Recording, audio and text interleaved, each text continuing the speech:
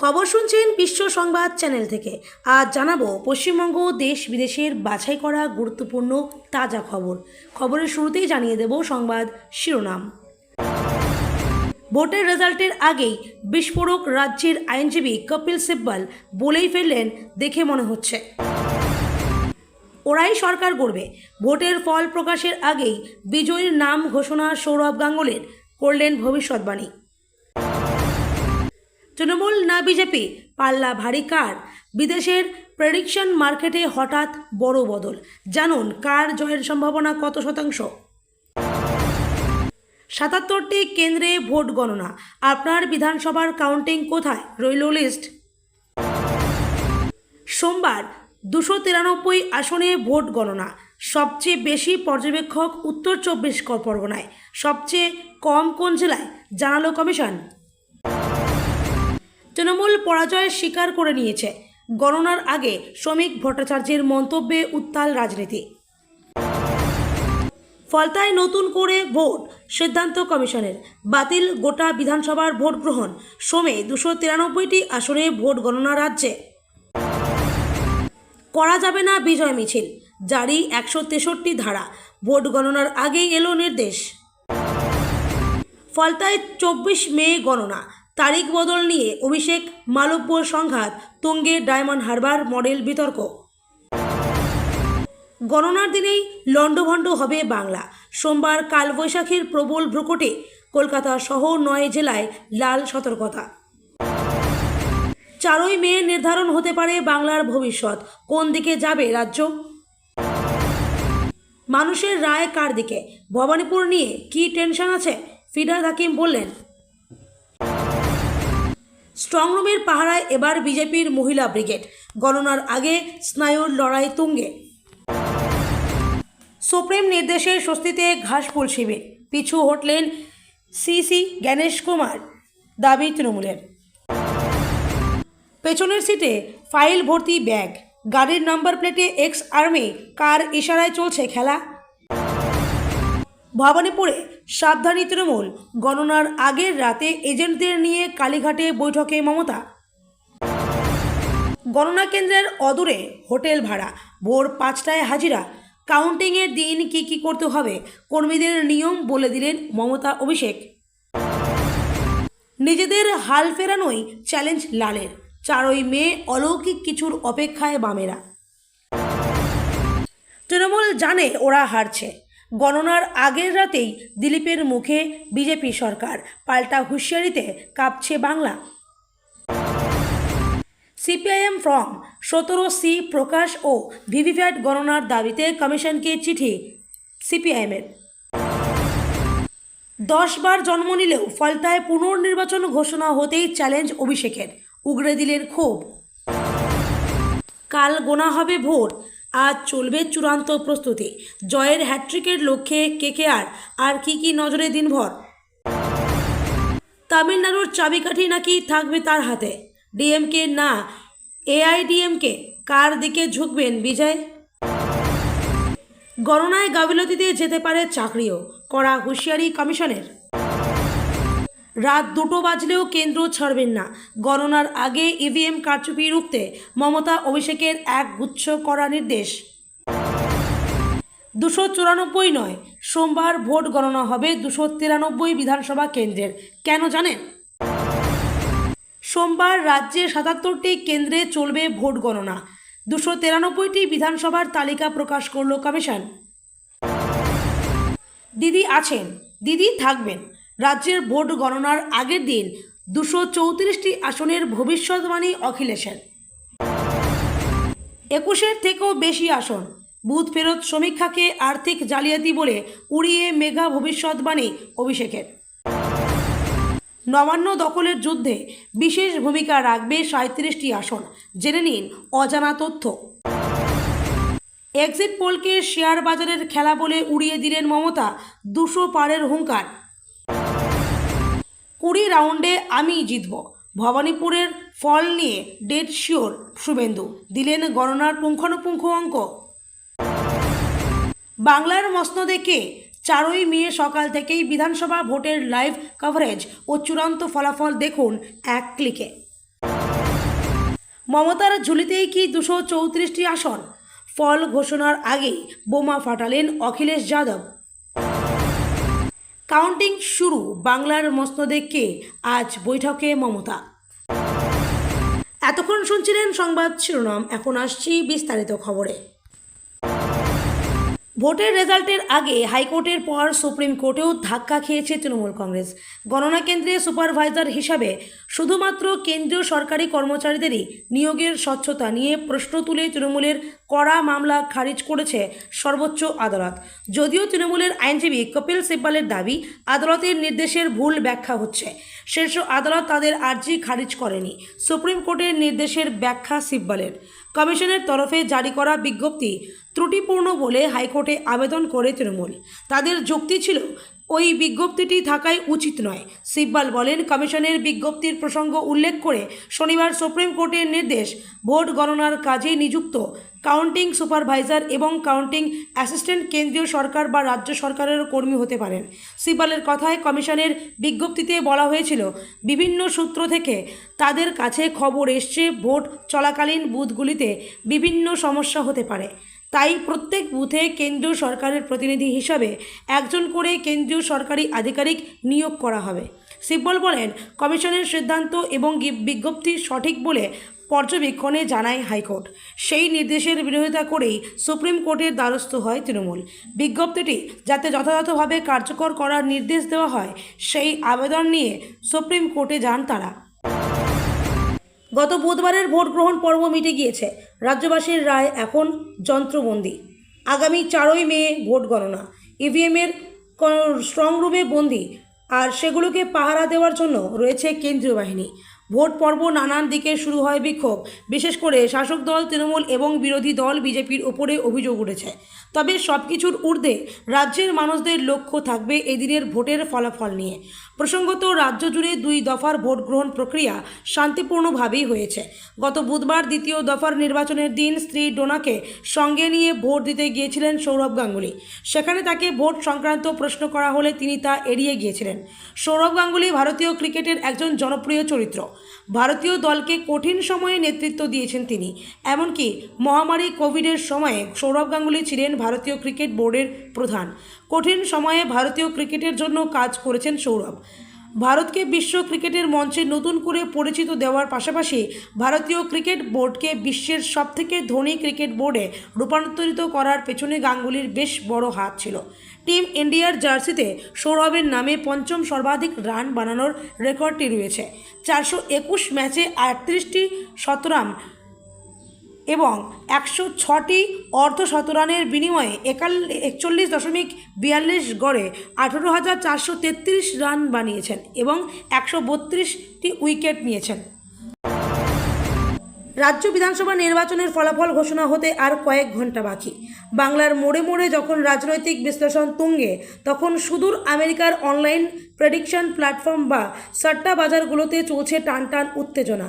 সর্বশেষ পরিসংখ্যান অনুযায়ী আন্তর্জাতিক বাজির বাজারে 2 প্রধান প্রতিপক্ষ তৃণমূল ও বিজেপির জয় নিয়ে চলছে সমানে সমানে টক্কর, যেখানে বাজি ধরা অর্থের পরিমাণ ইতিমধ্যেই প্রায় 40 কোটি টাকা ছাড়িয়ে গিয়েছে।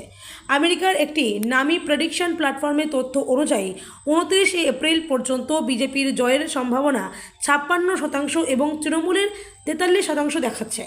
মজার বিষয় হলো, এপ্রিলের শুরুতে তৃণমূল 80% সম্ভাবনা নিয়ে অনেক এগিয়ে থাকলেও প্রথম দফার ভোটের পর ছবিটা বদলে যায়। তবে শতাংশের বিচারে বিজেপি এগিয়ে থাকলেও লেনদেনের মোট পরিমাণে তৃণমূলের পাল্লাই ভারী।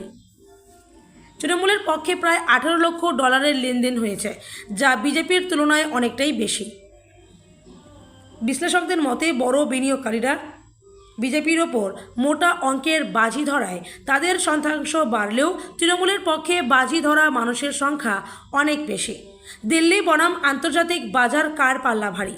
বিদেশের বাজার বিজেপিকে সামান্য এগিয়ে রাখলেও ভারতের অভ্যন্তরীণ সাট্টা বাজার কিন্তু অন্য ইঙ্গিত দিচ্ছে। দিল্লির সাট্টা বাজারের পূর্বাভাস অনুযায়ী তৃণমূল 146 থেকে 149টি আসন পেয়ে সুবিধাজনক অবস্থানে থাকতে পারে, যেখানে বিজেপি 140 থেকে 143টি আসন পেতে পারে বলে ধারণা করা হচ্ছে। এবারের নির্বাচনে পশ্চিমবঙ্গ এক অনন্য ইতিহাস গড়েছে। প্রথম 2 দফায় যথাক্রমে 93% ও 91.41% ভোটদান ভারতের নির্বাচনী ইতিহাসে এক অভাবনীয় রেকর্ড। এই বিপুল জনমত শেষ পর্যন্ত কার পক্ষে যাবে তা নিয়ে যেমন জনমনে কৌতূহল রয়েছে, তেমনি সাট্টা বাজারের এই কোটি কোটি টাকার বিনিয়োগও এখন ফলাফলের অপেক্ষায় প্রহর গুনছে। সব জল্পনার অবসান হবে সোমবারের চূড়ান্ত গণনায়। 2026 সালের পশ্চিমবঙ্গ বিধানসভা নির্বাচনের ভোট গণনা সোমবার 4ই মে হবে। তবে একটি আসনের নির্বাচনী প্রক্রিয়া চলবে, সেটা হলো ফলতা।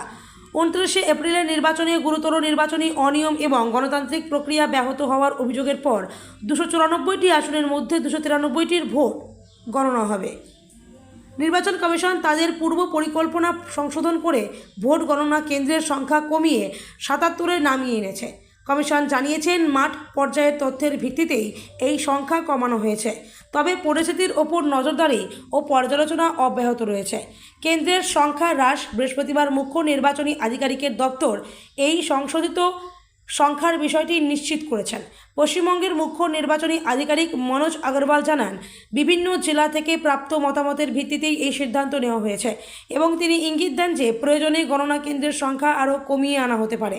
দক্ষিণ 24 পরগনা জেলার 31টি বিধানসভা কেন্দ্রের ভোট গণনা 6টি ভিন্ন কেন্দ্রে অনুষ্ঠিত হবে। এই কেন্দ্রগুলোর মধ্যে রয়েছে ডায়মন্ড হারবার উইমেন্স ইউনিভার্সিটি, আলিপুরের বিহারী লাল কলেজ, ক্যানিংয়ের বঙ্কিম সর্দার কলেজ, যাদবপুরের APC Ray polytechnic college, Hastings House complex এবং কাকদ্বীপের সুন্দরবন মহাবিদ্যালয়। অন্যান্য জেলার ক্ষেত্রে আলিপুরদুয়ারের 5টি বিধানসভা কেন্দ্রের ভোট গণনা আলিপুরদুয়ার বিশ্ববিদ্যালয়ে অনুষ্ঠিত হবে। অন্যদিকে জলপাইগুড়ির 7টি কেন্দ্রের ভোট গণনা সম্পন্ন হবে 2টি ভিন্ন কেন্দ্রে। কালিম্পংয়ের একমাত্র বিধানসভা কেন্দ্রের ভোট গণনা হবে স্কটিশ ইউনিভার্সিটি মিশন ইনস্টিটিউশনে এবং ঝাড়খণ্ডের 4টি আসনের ভোট গণনা হবে রানী ইন্দিরা দেবী সরকারি বিদ্যালয়ে। পশ্চিমবঙ্গের 293টি আসনে ভোট গণনা সোমবার। ভোট গণনায় সাহায্য করার জন্য গণনা পর্যবেক্ষক বা কাউন্টিং অবজারভার নিয়োগ করেছে নির্বাচন কমিশন। 431 জন অবজারভার নিয়োগ হয়েছে। কোন জেলায় সবচেয়ে বেশি গণনা পর্যবেক্ষক নিয়োগ, কোন জেলায় সবচেয়ে কম, দেখে নিন এক নজরে। উত্তর 24 পরগনায় 33টি আসনে 49 জন গণনা পর্যবেক্ষক রয়েছেন। রাজ্যের সেটাই সর্বাধিক, সবচেয়ে কম গণনা পর্যবেক্ষক নিয়োগ করেছে আলিপুরদুয়ারে। সেখানে 5টি আসনে 6 জন পর্যবেক্ষক নিয়োগ করা হয়েছে। গণনা পর্যবেক্ষকের সংখ্যার নিরিখে দ্বিতীয় স্থানে রয়েছে দক্ষিণ 24 পরগনা। সেখানে 31টি আসনে 45 জন পর্যবেক্ষক থাকার কথা। যদিও ফলতা আসনে সোমবার গণনা হবে না, ফলে বাকি 30 আসনে কতজন পর্যবেক্ষক থাকবেন সোমবার সেটা স্পষ্ট নয়। কলকাতা উত্তর এবং দক্ষিণের 11টি আসনে 12 জন গণনা পর্যবেক্ষক থাকবেন। পূর্ব বর্ধমান এবং পূর্ব মেদিনীপুরে 16টি করে আসনে 26 জন পর্যবেক্ষক থাকবেন। নদিয়ায় 17টি আসনে গণনা পর্যবেক্ষকের সংখ্যা 25 জন। হাওড়ায় 16টি আসনে 25 জন পর্যবেক্ষক থাকবেন। হুগলির 18টি আসনে 24 জন গণনা পর্যবেক্ষক বা কাউন্টিং অবজারভার। হাওড়ায় 16টি আসনে 25 জন গণনা পর্যবেক্ষক বা কাউন্টিং অবজারভার থাকবেন। বীরভূমে 11টি আসনে 12 জন গণনা পর্যবেক্ষক থাকবেন। বাঁকুড়ার 12টি আসনে 15 জন গণনা পর্যবেক্ষক বা কাউন্টিং অবজারভার থাকবেন। কোচবিহারের 9টি আসনে 11 জন, দক্ষিণ দিনাজপুরের 6টি আসনে 7 জন গণনা পর্যবেক্ষক বা কাউন্টিং অবজারভার থাকবেন। ভোট গণনার মাত্র কয়েক ঘন্টা আগে শাসক দল তৃণমূল কংগ্রেসকে তীব্র আক্রমণ শানালেন রাজ্য বিজেপি সভাপতি শ্রমিক ভট্টাচার্য। গণনা প্রক্রিয়ায় রাজ্য সরকারি কর্মীদের অংশগ্রহণের দাবিতে তৃণমূলের সুপ্রিম কোর্টে যাওয়ার সিদ্ধান্তকে হাতিয়ার করে তিনি দাবি করেন, এই আইনি লড়াইয়ের মাধ্যমেই স্পষ্ট যে তৃণমূল কার্যত নিজেদের হার মেনে নিয়েছে। শ্রমিকবাবুর মতে 2026-এর বিধানসভা নির্বাচনে মানুষ নির্ভয়ে ভোট দিয়ে তৃণমূলকে প্রত্যাখ্যান করেছে। শ্বেতপত্র প্রকাশের হুঁশিয়ারি ও সুপ্রিম কোর্টের পর্যবেক্ষক শনিবার এক সাংবাদিক সম্মেলনে শ্রমিক ভট্টাচার্য অভিযোগ করেন, আইনি লড়াইয়ের নামে তৃণমূল সাধারণ মানুষের বিপুল টাকা খরচ করেছে। তিনি হুঁশিয়ারি দেন, গত কয়েক বছরে হাইকোর্ট থেকে সুপ্রিম কোর্ট পর্যন্ত নামী আইনজীবীদের পেছনে শাসক দল কত টাকা খরচ করেছে। আগামী 6 মাসের মধ্যে বিজেপি তার একটি শ্বেতপত্র প্রকাশ করবে। উল্লেখ্য, গণনায় শুধুমাত্র কেন্দ্রীয় সরকারি কর্মীদের নিয়োগের কমিশনের সিদ্ধান্তকে চ্যালেঞ্জ জানিয়ে সুপ্রিম কোর্টে গিয়েছিল তৃণমূল। তবে শীর্ষ আদালত কোনো বিশেষ নির্দেশ দিতে অস্বীকার করে কমিশনের সার্কুলারের সবুজ সংকেত দেয়। পাল্টা আক্রমণ কুণাল ঘোষের। বিজেপির এই আক্রমণের কড়া জবাব দিয়েছেন তৃণমূল নেতা কুণাল ঘোষ। তিনি পাল্টা অভিযোগ করেন, বিজেপি আসলে গণনা প্রক্রিয়ায় কারচুপি করার ছক কষছে এবং সেই কারণেই কেন্দ্রীয় কর্মীদের ওপর অতি নির্ভরশীলতা দেখাচ্ছে। কুণালবাবুর দাবি, 4ই মে তৃণমূল কংগ্রেস বিপুল জয় হাসিল করবে এবং বিজেপি আসলে আতঙ্কে আবোল তাবোল বলছে। দ্বিতীয় দফার ভোটের আগে থেকেই সংবাদের শিরোনামে দক্ষিণ 24 পরগনার ফলতা। ভোটের দিন এই ফলতাতেই ইভিএম কারচুপির অভিযোগ ওঠে। একই সঙ্গে পুনর্নির্বাচন চেয়ে আবেদনও যায় কমিশনের কাছে। সুব্রত গুপ্ত, জাহাঙ্গীর খান এবং অজয় পাল শর্মা শেষ পর্যন্ত গোটা বিধানসভা কেন্দ্রের ভোট বাতিল করে নতুন করে ভোট গ্রহণের সিদ্ধান্ত ঘোষণা করতে হলো কমিশনকে। এমন পরিস্থিতি সাম্প্রতিক অতীতে অত্যন্ত পশ্চিমবঙ্গে ঘটেছে বলে কেউ মনে করতে পারছেন না। শনিবার রাতে কমিশন বিজ্ঞপ্তি দিয়ে ফলতা বিধানসভার ভোট গ্রহণের বিষয়টি জানিয়েছেন। কমিশন জানালো, বৃহস্পতিবার ফলতা বিধানসভা কেন্দ্রে যে ভোট গ্রহণ হয়েছে তা পুরোটাই বাতিল করা হচ্ছে। কবে ওই বিধানসভা কেন্দ্রে পুনর্নির্বাচন হবে তা জানিয়ে দিয়েছে কমিশন। এর ফলে সোমবার ফলতা বাদে রাজ্যের 293টি আসনে ভোট গণনা হবে। কমিশনের বিজ্ঞপ্তি অনুসারে ফলতার বহু ভোট কেন্দ্রে গুরুতর নির্বাচনী অপরাধ এবং গণতান্ত্রিক প্রক্রিয়া ভঙ্গের অভিযোগ রয়েছে। সেই কারণে গোটা বিধানসভা কেন্দ্রেরই গত বৃহস্পতিবারের ভোট গ্রহণ বাতিলের সিদ্ধান্ত নেওয়া হয়েছে। আগামী 21শে মে ফলতার 285টি ভোট কেন্দ্রে আবার ভোট গ্রহণ হবে আর ভোট গণনা হবে আগামী 24শে মে। সোমবার রাজ্য বিধানসভার ভোটের গণনা ও ফলাফল। তার আগে ফের এক বড় সিদ্ধান্ত নিল নির্বাচন কমিশন। ঘোষণা করা হলো নো ফ্লাইং জোনের, অর্থাৎ পূর্ব মেদিনীপুর জেলার 4 গণনা কেন্দ্রেই নো ফ্লাইং জোন। এখানে ফাটানো যাবে না বাজি, করা যাবে না বিজয় মিছিল ও গণনা কেন্দ্রগুলির কাছে জারি থাকবে 163 ধারা বিএনএস। ইতিমধ্যে এই মর্মে জেলা জুড়ে পুলিশের মাইকিং শুরু হয়ে গিয়েছে। আজ অর্থাৎ রবিবার পূর্ব মেদিনীপুর জেলা শাসক ও জেলা পুলিশ সুপার কর্তৃক প্রেরিত এক নির্দেশিকা প্রচার করা হয়েছে। সেই নির্দেশিকায় বলা হয়েছে, জেলার 4 মহকুমায় ভোট গণনা কেন্দ্র হলো নো ফ্লাইং জোন। তমলুক, হলদিয়া, কাথি ও এগরার গণনা 163 ধারা জারি করা হয়েছে। গণনা কেন্দ্রের 200 মিটারে যান চলাচল নিষিদ্ধ। এছাড়াও ড্রোন ওড়ানো ও নিষিদ্ধ, পাশাপাশি বিজয় মিছিল, বাজি ফাটানোর ক্ষেত্রেও নিষেধাজ্ঞা জারি করা হয়েছে। এই সব এলাকায় কোনো রকম অশান্তি যাতে না হয় তার জন্যই বাড়তি সতর্কতা নিয়েছে কমিশন। আগামী 4 তারিখ জেলার 16টি বিধানসভার গণদেবতার রায় ইভিএমে বন্দি তা প্রকাশ করা হবে। এক দল জিতবে আর এক দল হারবে, এটাই হয়। কিন্তু বিগত নির্বাচন জয় পরাজয়ের পর অশান্তি ও রক্তপাত যাতে না হতো তার জন্যই বাড়তি সতর্কতা। মাইকিং করে কি বলা হচ্ছে? সোমবার নির্বাচনের ফলাফল প্রকাশিত হবে। পূর্ব মেদিনীপুর জেলা নির্বাচনী আধিকারিক, জেলা শাসক ও পুলিশ সুপারের নির্দেশ অনুযায়ী নিম্নলিখিত নির্দেশগুলি কঠোরভাবে পালন করার নির্দেশ দেওয়া হচ্ছে। গণনা কেন্দ্রের 200 মিটারের 163 ধারা থাকবে। নো ফ্লাইং জোন ঘোষণা করা হয়েছে।